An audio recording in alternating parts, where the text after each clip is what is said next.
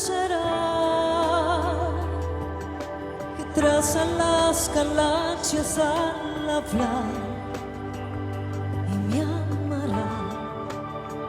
¿Qué amor será que escribe mi historia hasta el final con compasión? Solo tú. ¿Cuál es el rey que escoge las espinas por ganar mi corazón? ¿Qué amor dirá que en la tumba no se quedará? No hará por mí. Tú eres tú. Frente a mí te puedo ver, mis entrañas gritarán bendición.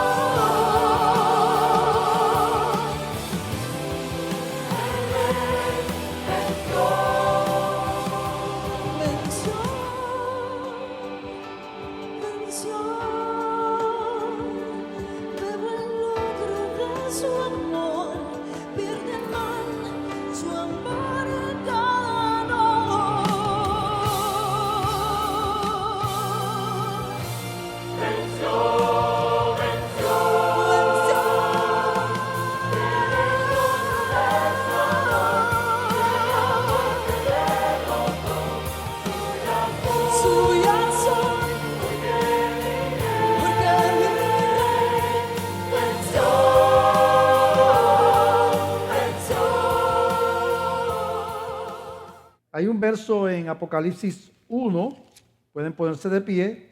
Vamos a usar ese verso de introducción, Apocalipsis 1, del 17 al 20.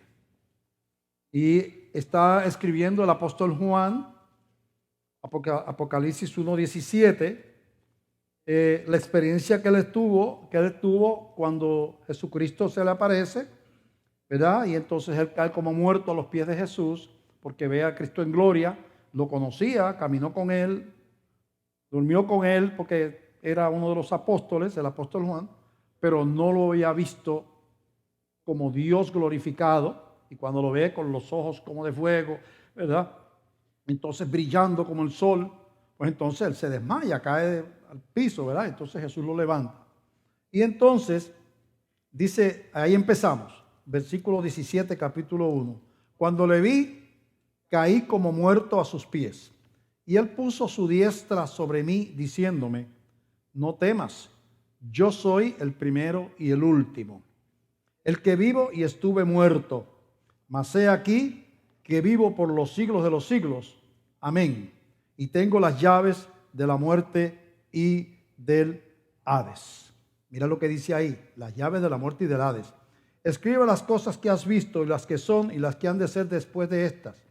El misterio de las 7 estrellas que has visto en mi diestra y de los 7 candeleros de oro. Las 7 estrellas son los ángeles de las 7 iglesias y los 7 candeleros que has visto son las iglesias. Y entonces escribe al ángel de la iglesia en todo el próximo capítulo 2 y 3, es las diferentes iglesias. Así es que ese capítulo nos lleva a entender que la carta de Apocalipsis fue escrita para cristianos, ¿okay? Para nosotros. ¿Okay? Vamos a orar. Padre, te damos gracias por esta palabra. Llévanos, Señor, tómanos de la mano, llévanos a través de ella, que podamos entender, Señor, las cosas escritas. Que nuestro corazón, nuestro entendimiento se abra a tu verdad. Que sea proclamada la palabra conforme a la intención con la cual fue escrita. Guía al que predica, Señor. Tómame de tu mano. Queremos agradarte y hacer las cosas conforme a tu voluntad. Nos ponemos en tus manos en el nombre de Jesús. Amén, amén, amén. Entendiendo los procesos divinos. Es importante, vamos a estudiar los capítulos del 4 al 7, 4 capítulos de Apocalipsis, porque de aquí es que se parte al resto del libro. Y eso es como una preparación para el resto del libro. Y vamos a hablar de lo importante que es cada uno de esos capítulos, porque es como diciéndole a la iglesia, esto es quién es Dios, esto es quién eres tú, esto es lo que viene y esto es lo que será el final de todo este proceso. Entonces, en esos 4 capítulos tenemos como un resumen de todo el libro y es importante entonces, los resúmenes de los libros son bien importantes. Cuando mucha gente cuando lee un libro se sienta y escribe un resumen de lo que leyó, ¿verdad? Y es una manera de que la memoria se le hace más fácil trabajar con un resumen que con el libro completo, ¿verdad? Y es importante el resumir, es una estrategia de memorización bien importante, como es la repetición también, ¿verdad? Leer lo mismo o repetir lo mismo es una estrategia de memorizar que se ha usado a través de toda la historia en la educación, ¿verdad? Así que vamos a ver qué dicen esos capítulos. Primero, no es casualidad el orden de esos capítulos, no es casualidad. Están en el orden, capítulos 4 al 7, están en el orden preciso que Dios estableció para ir paso por paso, llevándonos de la mano a enfrentar esos momentos que vienen al final de la civilización humana. Así que esos son los datos importantes antes de empezar a leer el capítulo 4. Casi nunca yo leo un capítulo completo en una predicación, pero estos capítulos los vamos a leer completo ahora, el capítulo 4, para hacer un resumen de qué quiere decir ese capítulo 4. Dice así: después de esto miré, y he aquí una puerta abierta en el cielo, y la primera voz que oí, como de trompeta, hablando conmigo, dijo: sube acá, y yo te mostraré las cosas que sucederán después de estas. Y al instante yo estaba en el Espíritu, y aquí un trono establecido en el cielo, y en el trono uno sentado. Y el aspecto del que estaba sentado era semejante a piedra de jaspe y de cornalina, y había alrededor del trono un arco iris, semejante en aspecto a la esmeralda. Luego usted se imagine eso. Y está el que está sentado en el trono, como si fuera una piedra preciosa, y un arco iris rodeando esa figura, ¿verdad? No es que semejante a la esmeralda. Y alrededor del trono había 24 tronos, y vi sentados en los tronos a 24 ancianos, vestidos de ropas blancas, con coronas de oro en sus cabezas. Hay quien dice que son 12 profetas del Antiguo Testamento y 12 profetas del Nuevo Testamento, los 12 apóstoles, ¿verdad? 12 y 12, que son números divinos, ¿verdad? Se usan como símbolo, ¿verdad? Son 24 ancianos que están delante del trono del Señor, allí. Y del trono salían relámpagos y truenos y voces, y delante del trono ardían 7 lámparas de fuego, las cuales son los 7 espíritus de Dios. Y delante del trono había como un mar de vidrio semejante al cristal, y junto al trono y alrededor del trono 4 seres vivientes llenos de ojos delante y detrás.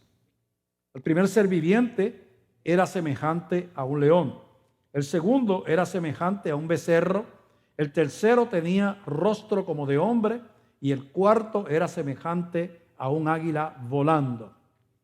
Y los 4 seres vivientes tenían cada uno 6 alas, y alrededor y por dentro estaban llenos de ojos, y no cesaban día y noche de decir: Santo, Santo, Santo es el Señor, Dios Todopoderoso, el que era, el que es y el que ha de venir. Y siempre que aquellos seres vivientes dan gloria y honra y acción de gracias al que está sentado en el trono, al que vive por los siglos de los siglos, los 24 ancianos se postran delante del que está sentado en el trono y adoran al que vive por los siglos de los siglos, y echan sus coronas delante del trono diciendo: Señor, digno eres de recibir la gloria y la honra y el poder, porque tú creaste todas las cosas y por tu voluntad existen y fueron creadas. Si usted mira ese capítulo 4, comienza la preparación para lo que viene, estableciendo la divinidad, la soberanía de Dios, el poder de Dios sobre la creación, el que hizo las cosas, el que está al control, el que establece todos los caminos y que tiene control sobre toda situación.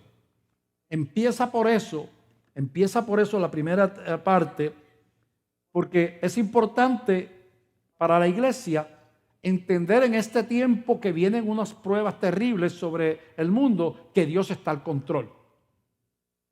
Si tú pierdes la perspectiva de que Dios está al control, tu fe va a claudicar, va a desfallecer. Lo que se llama una crisis de fe. No, este pasaje está empezando, este capítulo 4, para evitarte una crisis de fe. ¿Qué le pasa a uno cuando? ¿Cuándo los cristianos tienen crisis de fe? Bueno, cuando tú pierdes un ser querido, por ejemplo, estás en la iglesia, a veces un joven, familiar tuyo, un hijo, la esposa, el esposo, ¿verdad? Alguien que tú amas mucho. Entonces tú te preguntas por qué le pasó eso, por qué tuvo ese accidente, por qué le hicieron esto, por qué le dio esa enfermedad. Cuando tú te quedas desempleado y estás en la iglesia, y entonces tú vienes y Señor, pero si yo asisto a la iglesia, ¿por qué aquel que no cree ni en la luz eléctrica está trabajando y yo que soy cristiano, no te has olvidado de mí? Una crisis de fe. Cuando te toca una enfermedad, cuando así por el estilo, cuando llega el momento que viene la prueba y la crisis y tú pierdes perspectiva de la presencia de Dios. Porque cometemos el error de relacionar la presencia de Dios con que nos pasen cosas buenas.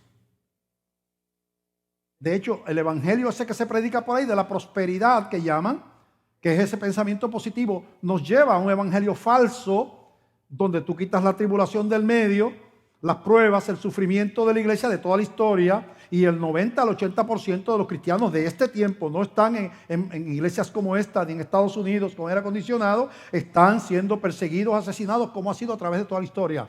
En la India, en la China, en países comunistas, en países musulmanes, en África, el 80% de la iglesia vive en sufrimiento, en dolor y en persecución.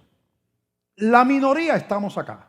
Pero uno piensa que uno relaciona la presencia de Dios con estabilidad, bendición, y ese tipo de predicación que habla solamente es motivadora, pues nos engaña y nos botamos la cruz, tiramos la cruz de Cristo para un lado y hablamos de prosperidades y que todo está bien, soy cabeza y no cola, soy hijo del rey y Dios quiere que prosperemos en todo, y según un versículo que hay, otro verso allá, para crear un evangelio deformado que no nos prepara para enfrentar lo que dice la Escritura que viene.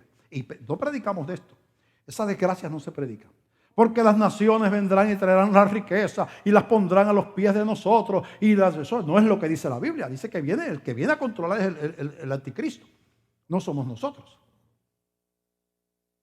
Entonces, es importante ese capítulo 4 porque establece que Dios está al control.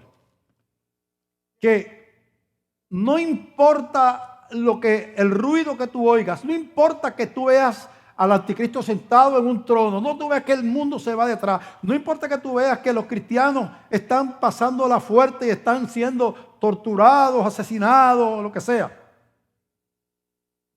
Dios está al control. Y hay procesos que Dios ha permitido y permite en la historia que no tienen nada que ver con su gloria y que implican prueba y sufrimiento. Ejemplo, Cristo muere. El esperado y el deseado de las naciones y del mundo viene y muere por nuestros pecados. Resucita, vence la muerte. Los discípulos lo ven resucitado. Hablan con él. Le dice que vayan al aposento alto y esperen hasta que venga el Espíritu Santo sobre la iglesia. La iglesia de ese tiempo se van 120 de los cristianos a esperar en un aposento alto y el día de Pentecostés se derrama el Espíritu Santo sobre la iglesia. Es tiempo de celebración, empiezan milagros y Pedro ora por aquel que estaba en el frente al templo y se levanta el cojo y sale corriendo y bueno, qué tremendo. Casi inmediatamente empieza la persecución de la iglesia. Por 300 y pico de años, los que estuvieron ganando fueron los romanos. Nunca los romanos estaban en los circos siendo comidos por los leones como tiraban a los cristianos. Nunca estaban ardiendo en postes que untaban de brea y les pegaban fuego. Eso eran los cristianos.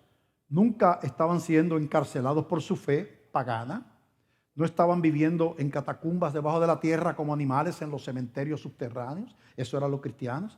Entonces, un cristiano que pasó y vio a Cristo y lo vio resucitado y lo vio elevarse al cielo como lo vieron los discípulos, dice, pero ¿valió la pena la muerte de Jesús? Las cosas están peor para nosotros que antes de que Cristo llegase. Antes de que Cristo llegase estábamos viviendo tranquilamente aquí. No conocíamos a Jesús, pero los romanos nos dejaban en paz. Ahora vino Cristo, murió, resucitó, lo vimos en gloria levantarse y las cosas se han puesto malísimas. La pregunta es, ¿aquel proceso Dios lo permitió? Sí, Dios lo permitió. ¿Estaba Dios al control? Sí, Dios estaba al control. ¿Sufrieron mucho los cristianos? Mucho que sufrieron. ¿Quién estaba ganando? ¿El imperio romano o los cristianos que estaban poniendo su vida por Jesús, por su fe? Si lo miramos desde el punto de vista en que estamos acostumbrados a evaluar la victoria, los romanos estaban ganando. Si lo miramos desde el punto espiritual, donde aquellas personas estaban dando su vida por su fe, estaban ganando los cristianos, honrando al Dios que les salvó, porque su vida terrenal no era su contentamiento, tenían la mirada puesta en el galardón. Hay un camino que me llega hasta el final, yo tengo un encuentro por delante con mi Dios y eso no me lo puede quitar el imperio romano, aunque me quite la vida. Y yo estoy dispuesto a morir por esa fe. Y morían por esa fe. Como están muriendo, mire, es que nosotros nos escandalizamos y es una vergüenza que alguien haya asesinado, yo no sé cuántos en una discoteca en Orlando. Nadie tiene derecho a matar a nadie. O alguien que allá en Alemania tiró un camión encima de en Francia, un camión encima de una multitud y mató a un montón de personas.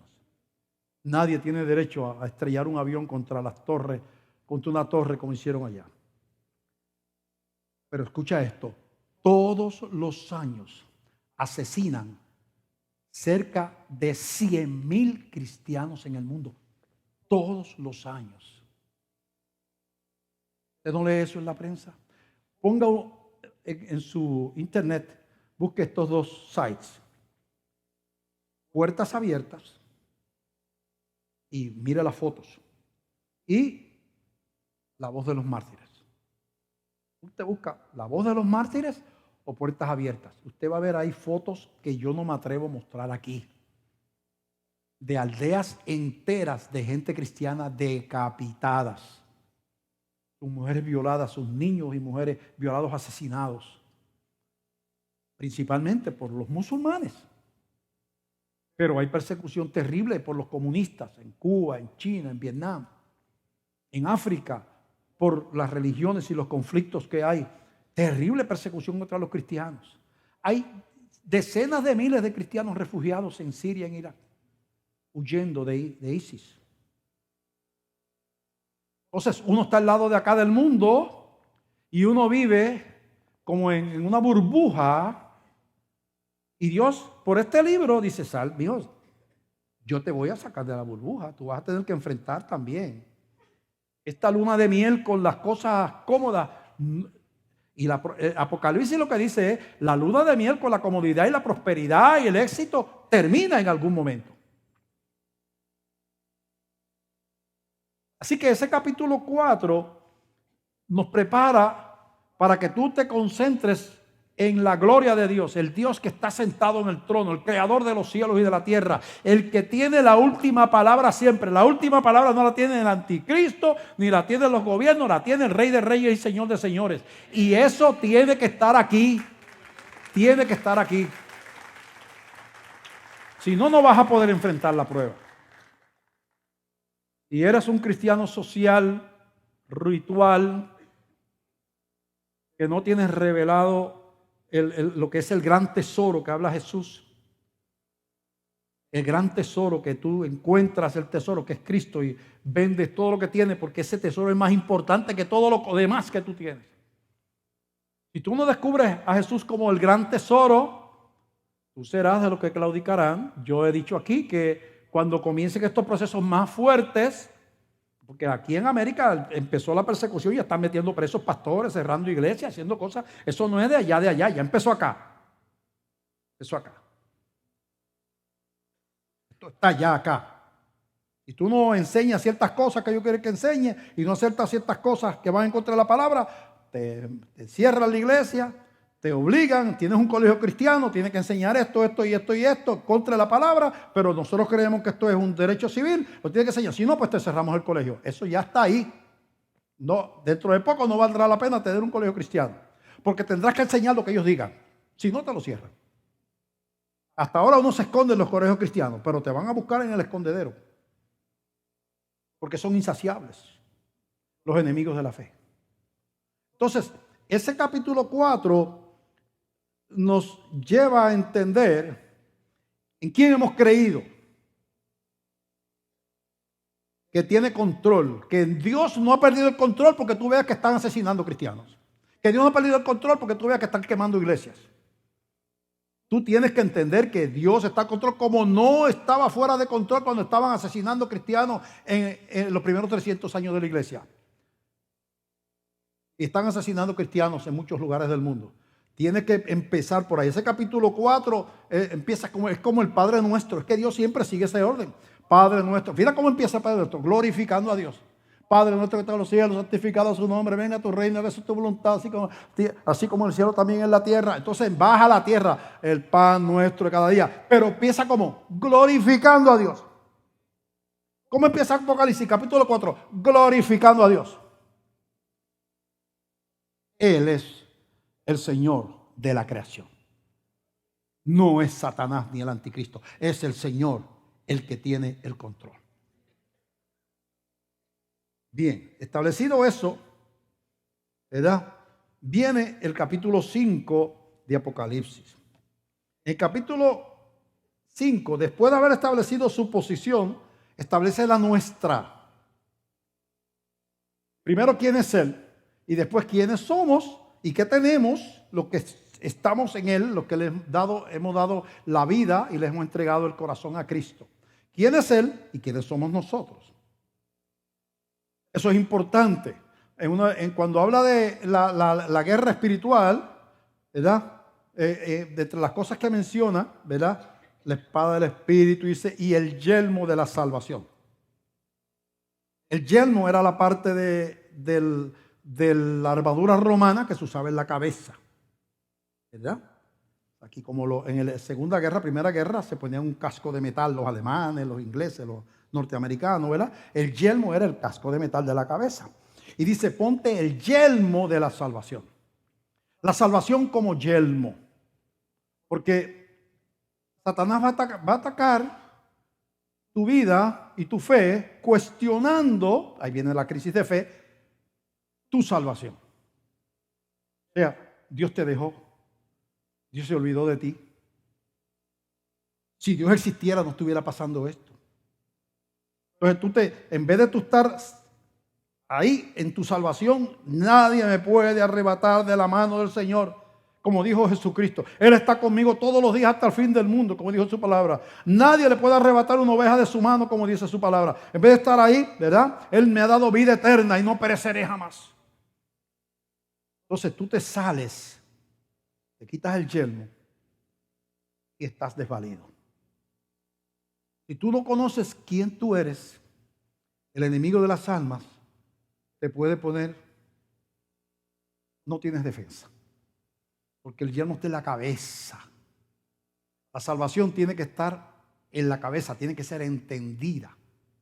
Como el yelmo, tiene que ser entendida. El yelmo de la salvación. Y aquí dice en el capítulo 5, y vi en la mano derecha del que estaba sentado en el trono un libro escrito por dentro y por fuera, sellado con 7 sellos. Eso, un libro sellado con un sello real, nadie lo podía abrir. Porque un decreto del rey nadie lo podía abrir, pero este está sellado con 7 sellos, quiere decir que está sellado por Dios. Ese libro es el libro de los redimidos, el libro de la vida. Y lo que quiere significar que está sellado con 7 sellos es que es imposible para nadie abrir el sello. Indica la imposibilidad de salvarse el ser humano de ninguna otra manera que no sea a través de Jesucristo. Está queriendo decir, ¿verdad? Y vi a un ángel fuerte que pregonaba a gran voz: ¿quién es digno de abrir el libro y desatar sus sellos? Y ninguno, ni en el cielo, ni en la tierra, ni debajo de la tierra podía abrir el libro, ni aún mirarlo. Y lloraba yo mucho, porque Juan sabía que ese era el libro de la vida. Ahí era que se escribían los redimidos. Y lloraba yo mucho, porque no había hallado nada, no se había hallado a ninguno digno de abrir el libro, ni de leerlo, ni de mirarlo. Y uno de los ancianos me dijo: no llores. He aquí que el león de la tribu de Judá, la raíz de David, ha vencido para abrir el libro y desatar sus 7 sellos. ¿Quién es ese? Jesucristo, el león de la tribu de Judá. El hijo de David, ¿verdad? La raíz de David. Y miré, y vi que en medio del trono y de los 4 seres vivientes y en medio de los ancianos estaba en pie un cordero como inmolado. Un cordero, Jesucristo el cordero de Dios que quita el pecado del mundo, inmolado, sangrante, crucificado. Como inmolado, que tenía 7 cuernos y 7 ojos, los cuales son los 7 espíritus de Dios enviados por toda la tierra. Esa es la manera que está describiendo lo que vio. Y vino ese cordero, Jesús, y tomó el libro de la mano derecha del que estaba sentado en el trono. Y cuando hubo tomado el libro, los 4 seres vivientes y los 24 ancianos se postraron delante del cordero, o sea, delante de Jesús. Todos tenían arpas y copas de oro llenas de incienso, que son las oraciones de los santos.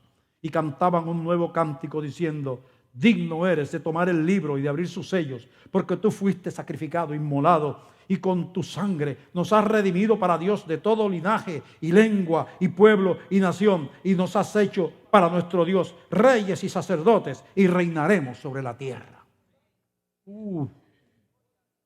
Gloria a Dios. Entonces tú pasas de ver lo que Dios es a ver lo que eres, lo que somos en Cristo. Aquí lo dice, ¿no? Reyes y sacerdotes, y reinaremos sobre la tierra. La Biblia habla de la destrucción de este mundo, de un cielo nuevo y una tierra nueva, donde mora la justicia, dice, en segunda de Pedro. Yo creo que esto implica que cuando haya ese cielo nuevo y esa tierra nueva, porque esta va a ser destruida, la iglesia estará reinando con el Señor sobre lo que haya, ¿verdad? Dice así, dice, y miré y oí la voz de muchos ángeles alrededor del trono y de los seres vivientes y de los ancianos, y su número era millones de millones. Un coro de millones de ángeles. Qué hermoso debe ser eso. Que decían a gran voz, el Cordero que fue inmolado es digno de tomar el poder, la riqueza, la sabiduría, la fortaleza, la honra, la gloria y la alabanza. Los ángeles proclamando la soberanía, la gloria de Cristo. Y entonces, y todo lo creado que está en el cielo y sobre la tierra y debajo de la tierra y en el mar y a todas las cosas que en ellos hay, oí decir al que está sentado en el trono y al Cordero, sea la alabanza, la honra, la gloria y el poder por los siglos de los siglos. Los cuatro seres vivientes decían amén, y los 24 ancianos se postraron sobre sus rostros y adoraron al que vive por los siglos de los siglos. Así que está aquí adorando. Los ancianos representan a la humanidad. Los ángeles están diciendo lo mismo. Los ancianos dicen, tú eres digno, tú al abrir los sellos, tú eres el Señor. Los ángeles están diciendo, Él es digno porque Él venció. Y entonces está todo el mundo diciendo, Él es el Señor de toda la creación. Y tú eres, Él te hizo rey y sacerdote. Eres su pueblo. Tú eres su pueblo. Entonces, ¿por qué es importante este capítulo 5? Este capítulo 5 es importante porque, como dije, tú tienes que no solamente quedarte en la grandeza de Dios, que habla ahí, Dios Todopoderoso que está al control, que permite unas cosas pero no ha perdido el control, que todo va a culminar como Él dijo, que la victoria final no es del mal sino del bien y del reino de Dios. Y entonces pasas a ver quién es una persona que le entrega su vida a Cristo, coheredero con Cristo, miembro de la familia de Dios, la iglesia, la esposa del Señor. Pues tú tienes quién es Dios y quién eres tú.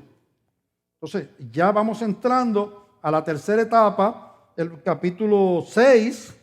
El capítulo 6 nos alerta sobre los juicios que vienen, ¿verdad? En Mateo 24, que no es, vamos a leer el capítulo 6, pero vamos a leer lo que dijo Jesús. En Mateo 24 coincide con lo que está diciendo el capítulo 6. Es una advertencia de lo que viene para que no nos tome de sorpresa. Mateo 24, del verso 19 en adelante, dice Jesús, mas hay de las que estén encintas y de las que críen en aquellos días. Hablando de los días finales. ¿Por qué? Porque cuando vengan todos esos cataclismos, imagínate cómo se siente una mujer cuyo hijo va a nacer en ese momento de caos mundial. Dice, ¡ay! ¡Qué momento para criar un hijo! ¡Qué momento para levantar un hijo! ¡Ay de las que estén encintas en esos momentos! Orad pues que vuestra huida no sea en invierno ni en día de reposo, porque habrá entonces gran tribulación, cual no la ha habido desde el principio del mundo hasta ahora, ni la habrá. Las guerras que tú te puedas imaginar, las grandes epidemias de Europa, donde se redujo la población a veces casi a la mitad o menos, por la peste bubónica, el cólera y esas enfermedades, ¿verdad? El tifus epidémico, la Primera Guerra Mundial, la Segunda Guerra Mundial, el sufrimiento de las naciones, los bombardeos, las muertes, la Primera Guerra Mundial con los gases venenosos, la guerra de las trincheras, gases tóxicos que después se prohibieron y se supone que no se usen en la guerra porque hubo un tratado para evitar eso. Y la de sufrimiento, terremotos, y tú puedes pensar en los grandes cataclismos naturales de la historia, los huracanes, terremotos, lo que tú quieras. Y dice aquí, mira todo eso, dice, eso no es nada con lo que viene. Dice aquí, una gran tribulación, cual no la ha habido desde el principio del mundo hasta ahora, ni la habrá. Y si aquellos días no fuesen acortados, nadie sería salvo. Mas por causa de los escogidos, de los cristianos, aquellos días serán acortados. Entonces, el capítulo, ese capítulo 6 nos alerta sobre unos juicios inevitables. Dice, vi cuando el Cordero abrió uno de los sellos y oí a uno de los 4 seres vivientes decir, como con voz de trueno, mira, ven y mira. Y miré, y aquí un caballo blanco, y el que lo montaba tenía un arco, y le fue dada una corona, y salió venciendo y para vencer. La Biblia posteriormente nos describe que ese del caballo blanco que sale a vencer es Jesucristo. Es que escrito en su muslo tiene un letrero aquí que dice Rey de Reyes y Señor de Señores. Eso está en otro lugar de la Biblia. Así que viene la guerra y sale Jesús a la batalla. Entonces salió otro caballo bermejo y al que lo montaba le fue dado poder de quitar de la tierra paz y que se matasen unos a otros, y se le dio una gran espada. El primer jinete del Apocalipsis, aparte de Jesús, es guerra y muerte. Quiere decir que la característica de los tiempos será que empezará mucha violencia. No necesariamente guerras mundiales, puede incluir eso, pero mucha violencia, mucha confrontación entre la gente, una efervescencia de odio, de contienda, ¿verdad? Ese es el primer caballo. Cuando abrió el tercer sello, oí al tercer ser viviente que decía, ven y mira. Y miré, y aquí un caballo negro, y el que lo montaba tenía una balanza en la mano, como pesando algo. Y oí una voz de en medio de los 4 seres vivientes que decía, 2 libras de trigo por 1 denario, y 6 libras de cebada por 1 denario, pero no dañes el aceite ni el vino. El aceite y el vino es la iglesia, es el símbolo de los cristianos, del Espíritu Santo. 2 libras de trigo por 1 denario y 6 libras de cebada por 1 denario. Este caballo significa hambre, escasez, hambre. ¿Qué cambios habrán en el clima? ¿Qué plagas vendrán sobre las cosechas? ¿Qué alteración del sistema mundial, de la temperatura, grandes sequías, tiempo sin llover o tiempo de exceso de lluvia, calentamiento, destrucción de los polos? Aquí no dice eso. Aquí dice que va a venir hambre. Y básicamente, poniéndolo en el término del dinero de ahora, está más o menos diciendo 1 libra de harina por $80 y 1 libra de cebada por $80. Queriendo decir, es tanta la escasez que la gente que tiene que pagar $80 por 1 libra de harina. Eso es lo que está diciendo ahí. Queriendo decir, eso recuérdate que es un lenguaje figurado, queriendo decir escasez, hambre, ¿verdad? Hambre. Y dice, y una voz en medio de los 4 seres vivientes que decía, el 7, cuando abrió el 4º sello, oí la voz del cuarto ser viviente que decía, ven y mira. Y miré, y aquí un caballo amarillo, y el que lo montaba tenía por nombre Muerte y el Hades. Le seguía, y le fue dada potestad sobre la 4ª parte de la tierra para matar, con espada, con hambre, con mortandad y con las fieras de la tierra. Entonces este viene con todo al mismo tiempo. Este último caballo, esta última prueba. Todo lo demás lo junta. 1/4 parte de la tierra habla 10.000 millones de personas, más o menos, que hay en el mundo. Si fuera ahora, quiere decir la muerte de 2.500 millones de humanos en esa prueba nada más. 1/4 parte. Cosas fuertes. Cosas fuertes.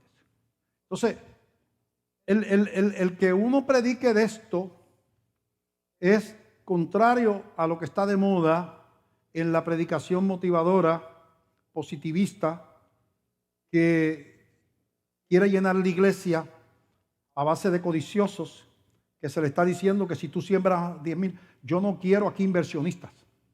No quiero a nadie que le dé al Señor porque le va a dar más. En esta iglesia no dé, si eso es su intención. Eso ofende a Dios. Es decir, bueno, tú le das 10,000, Él te da 100,000, porque a Dios nadie da más que Dios. Eso es para sacarle dinero a la gente, para empezar. Es astuto. Y cuando tú predicas prosperidad, el que dirige la iglesia, si se hace millonario es que le tiene fe. Así que esto está mucho en la codicia, ¿verdad? Alimenta la codicia de la gente. Pero a Dios se le da porque es digno de honra y de gloria. Porque es el Señor. Por agradecimiento. Pero Dios no es una casa de inversiones. Dios condena eso. Dice, no dé ni con tristeza ni por necesidad. Porque Dios ama que el dador, ¿qué? Alegre. No como una inversión, como una casa de corretaje. Porque el pastor dice que yo le voy a dar $20,000 a la iglesia. Porque el pastor, estoy convencido de que si doy 20,000, yo necesito 100,000 para que Dios me dé 100,000. ¿Dónde está la adoración ahí? Aunque no fuera Dios. Por eso es que los timadores por ahí consiguen gente, porque dice, mira, yo descubrí una inversión ahí, y hay gente que sigue timando a la gente con lo mismo. El que me venga a ofrecer a mí el Santa Claus así, yo digo, tiene que haber algo malo, porque si los bancos y la gente supiera que tú pones 20,000 pesos, 50,000 pesos y te van a dar 150,000 a los 6 meses, eso es too good to be true, como dicen, ¿no? Pero la gente sigue cayendo por codicia. Codicia. Yo no quiero una iglesia, yo quiero adoradores que adoren al Señor en espíritu y en verdad. Que Dios bendice, seguro que bendice. Que todo lo que tenemos viene de Dios, seguro. Que Dios prospera a quien quiere. A David era un pastor y lo hizo millonario, rey. Pablo era una persona de alta alcurnia y vivía, ¿verdad?, como un líder, y lo hizo pobre y lo mandó a vivir, a hacer tiendas para poder vivir y comer y a recibir palos toda la vida. El mismo Dios que subió a David bajó a Pablo, el mismo Dios, y seguía siendo bueno, bajando a Pablo en el sentido humano de un hombre que era prominente en el pueblo hebreo a un hombre perseguido y golpeado y rechazado. El mismo Dios, porque Él hace como Él quiere. O sea, aquí tenemos que en este capítulo Dios nos prepara para decir, primero, recuerda, capítulo 4, que yo estoy en el trono, que yo tengo el control, que esto yo lo permito, pero no es que estoy perdiendo la guerra. Recuerda que soy el Señor de la creación. El capítulo 5 le dice, yo el Señor de la creación tuve compasión de ti, envié a mi hijo, al cordero inmolado, para que pagara en los pecados tuyos, y tiene poder para perdonar, para hacerte hijo de Dios, lavarte con tu sangre, escribir tu nombre en el libro de la vida, donde más nadie puede escribir sino Él, y hacerte rey y sacerdote, su hijo, para la eternidad. No por 50 años que tú vivas, no por 80 años que tú vivas, sino para la eternidad. Tú eres un vencedor porque eres de Cristo. Refírmate. Entonces de momento te habla del capítulo 6. Y del capítulo 5, capítulo 6, entonces Él te habla de los juicios. Te estoy soltando ahora lo que viene. Te dije quién soy yo, te dije quién eres tú, y ahora te digo lo que viene. Porque para enfrentar lo que viene, tienes que saber quién soy yo y tienes que saber quién eres tú. El capítulo 7 nos habla del final. ¿Cuál será el final de la iglesia y de los redimidos? Y dice el capítulo 7, después de esto vi a 4 ángeles, en pie sobre los 4 ángulos de la tierra, que detenían los 4 vientos de la tierra para que no soplase viento alguno sobre la tierra, ni sobre el mar, ni sobre ningún árbol. Vi también a otro ángel que subía de donde sale el sol y tenía el sello del Dios vivo, y clamó a gran voz a los 4 ángeles, quienes se les había dado el poder para hacer daño a la tierra y al mar, diciendo: no hagáis daño a la tierra, ni al mar, ni a los árboles, hasta que hayamos sellado en su frente a los siervos de nuestro Dios. Hay que predicar el evangelio. Jesús dijo: antes de que venga el fin, hay que predicar el evangelio hasta lo último de la tierra. Hay un número de redimidos que Dios conoce. Él dice: cuando mi casa se llene, la casa se va a llenar en algún momento, y el Espíritu Santo terminará su ministerio de convencer de pecado, y la puerta se cerrará. Mientras queden esa gente, naciones, pueblos, donde no se ha predicado el evangelio, y queden los que Dios conoce, que son suyos, la iglesia tiene la tarea de llevar el evangelio por todo el mundo. Porque el fin no vendrá hasta que la último cristiano que ha de ser se convierta al Señor. Eso es lo que está diciendo ahí, ¿verdad? Entonces dice después: y oí el número de los sellados, 144,000 sellados de todas las tribus de los hijos de Israel. Entonces los judíos tienen que convertirse también. Se han convertido a través de la historia, y la primera iglesia era esencialmente judía, ¿verdad? Y dice que pone ahí como número simbólico 144,000 de las tribus de Israel, y menciona las tribus. No vamos a mencionar las 12 tribus. Lo que quiere decir, vamos a aclarar el problema de tú establecer principios teológicos falsos, es que tú después tienes que inventarte un montón de cosas para poder sostener lo que tú asumiste que no es verdad. Y un sistema falso que corre por toda la iglesia cristiana es que hay dos pueblos de Dios, dos maneras de salvarse. Una siendo cristiano y otra siendo judío. Que los cristianos somos pueblo de Dios y los judíos también son pueblo de Dios. Eso no pasa examen bíblico. Hay un solo camino. Dice que Dios derribó la pared intermedia de separación y de ambos pueblos hizo uno. Dice que la circuncisión no es ahora hecha de mano, sino es la del corazón. Jesús le dijo a Nicodemo, un líder judío, no le dijo: no, si tú no tienes problemas, tú irás a la gloria porque tú eres descendiente de Abraham, tú eres un judío ferviente. ¿Qué le dijo?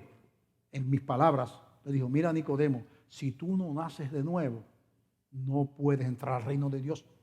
Tu fe en la religión hebrea, tu conocimiento del Viejo Testamento, tu participación de las oraciones en el templo, tu asistencia a los sacrificios del templo, nada de eso te puede salvar. Si no naces de nuevo, no puedes entrar en el reino de Dios. Y establece más adelante: el que cree en Jesús no es condenado, pero el que no cree ya ha sido condenado porque no ha creído en el nombre del unigénito Hijo de Dios. Cuando Pedro predica el primer mensaje de Pentecostés, que se convirtieron como 3,000 personas, todos eran judíos o convertidos, prosélitos, que sí, que se habían convertido, gente que venía de las naciones a adorar el día de Pentecostés. Y Pedro les dijo que se arrepintieran y se convirtieran.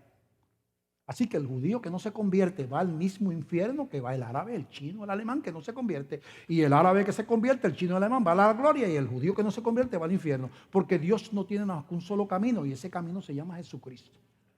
Pero una vez tú estableces estos pueblos, tú tienes que empezar a inventar. ¿Y qué va a pasar con el otro pueblo? Dios se lleva a la iglesia, pero se queda atrás otro. Que, bueno, en la iglesia aquí te dice, van a estar hebreos y gentiles. Cuando se ha levantado, van a ser levantados los lavados con la sangre de Cristo. Porque Jesús dijo: nadie llega al Padre si no es por mí. Pero tú estableces un principio antibíblico, y después todo lo demás sigue siendo errores que van progresivamente formando toda una doctrina. Hay iglesias que parecen sinagogas. Hay gente que está regresando a guardar el sábado, cristiana, pero ¿qué es eso? Sí, dijo Pablo que todos los días es lo mismo, guarda el sábado, no hay problema con eso. Pero no es que si yo guardo el domingo yo estoy mal. Hay gente que dice que la adoración excelencia es la del tabernáculo de David.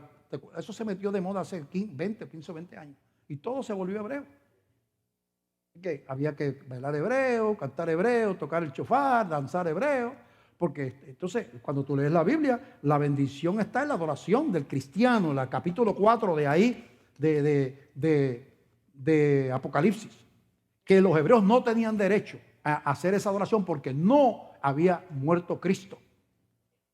Dice inclusive en la Biblia en Hebreos, dice en Hebreos, que los que sirven al tabernáculo, o sea, el sumo sacerdote, no pueden participar de la cena del Señor con nosotros. Y estaban viviendo juntos todavía. Los sumos sacerdotes estaban allí todavía. Y si se aparecía el sumo sacerdote hebreo a una reunión de cristianos, yo quiero tomar la cena con ustedes. ¿Tú recibiste a Cristo? No, yo soy el sumo sacerdote. Lamentablemente, tú eres un inconverso y no puedes tomar la cena. No puedes. Esto es para gente lavada con la sangre de Cristo. Pues si usted tiene la teología mala, todo lo demás está mal, de ahí para abajo. Y se tiene que inventar un montón de cuentos de qué van a pasar con el pueblo hebreo. Bueno, que se conviertan a Cristo. Lo cual oramos, amamos a ese pueblo. Y creemos que va a venir un gran avivamiento. Y oramos por un gran avivamiento en ese pueblo antes de que Cristo venga. Amamos al pueblo hebreo. Pero hay que ser consistente. Así que después de eso, de las tribus, habla de otras multitudes. Dice, después de esto miré aquí, versículo 9, una gran multitud, capítulo 7, 9, la cual nadie podía contar, de todas naciones y tribus y pueblos y lenguas que estaban delante del Cordero y en la presencia del Cordero, vestidos de ropas blancas y con palmas en las manos. Ahí habla entonces, están primero los hebreos, de frente de Jesús, convertidos, y están los demás, todas las naciones que no son hebreos, que se han convertido, vestidos con ropa blanca, representa que han sido lavados con la sangre de Cristo, están todos delante del trono, porque es la iglesia del Señor, compuesta de hebreos y no hebreos. Entonces, el Señor, con ese capítulo 7, nos quiere hacer entender, tú estás allí. Por eso dice en Efesios capítulo 2, que Él nos hizo sentar en lugares celestiales con Cristo. No dice nos hará. Dice nos hizo sentar. Un cristiano está sentado con Cristo espiritualmente hablando. No es así. Es lo que dice la Biblia. Está sentado con Cristo en los lugares celestiales. Yo soy hijo del rey. ¿Verdad? Yo soy hijo del rey. Aunque yo viva en otro lugar, yo soy hijo del rey.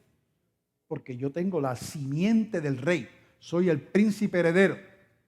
Y no vivo en el país, estoy en la guerra por allá o estoy en otro lado, pero sigo siendo el príncipe heredero porque llevo la simiente, la semilla del rey, soy su heredero. Pues nosotros llevamos la simiente santa del Rey de Reyes y Señor de Señores. Y somos sus herederos.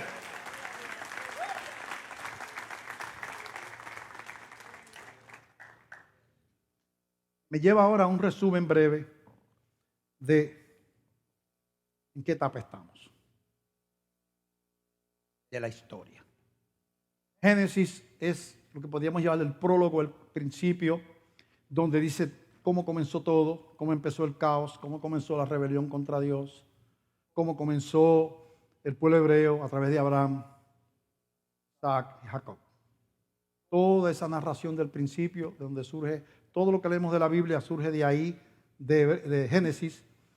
De ahí hay promesas de un Mesías y hay sacrificios de corderos, profetizando que alguien venía a morir en lugar nuestro. Apocalipsis viene a ser el epílogo o la narración del final. Es lo que acontecerá antes de que el mundo sea destruido, la iglesia sea levantada, el mundo sea destruido y la iglesia se levante para estar para siempre con el Señor. Es tiempo donde la fe va a ser probada. Por eso es que estos capítulos están ahí. Porque vienen tiempos de decisión, así le llama la Biblia. El valle de la decisión. Tiempos de decisión. Donde las oportunidades de claudicar y de unirse al bando del anticristo van a estar fáciles, accesibles, cómodas, sin persecución. En acuerdo con el mundo que se va detrás de él. O los que tienen la revelación y tienen la marca que tendrán que resistir al mundo de las tendrán que brillar en momentos de tinieblas y tendrán que pasar por muchas pruebas.